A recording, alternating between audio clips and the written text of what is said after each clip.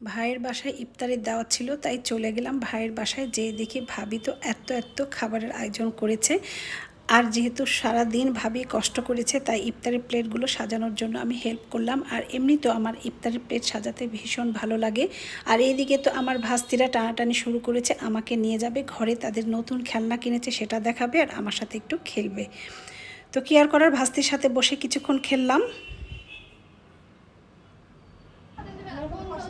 আমি এখন একটু খেলনাপাতি খেলবো। এতদিন তো রান্নাঘরে বসে বসে কাটি, সত্যি আজকে খেলনাপাতি অনেক বছর পরে একটু খেলতে বসলাম। এবার একটু মাছটা কাটি, মাছটা কি সুন্দর।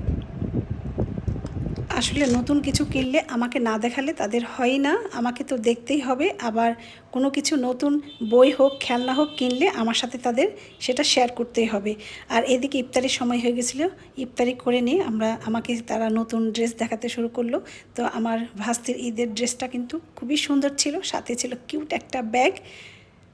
আর এই যে নতুন স্যান্ডেল, নতুন নাচ শিখেছে সেটাও আমাকে দেখাবে।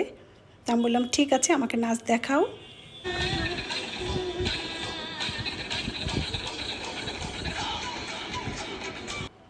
তা আমার ভাস্তির নাচটা কেমন হয়েছে আমাকে কমেন্টসে অবশ্যই তোমরা জানিয়ে দিও। আল্লাহ হাফিজ।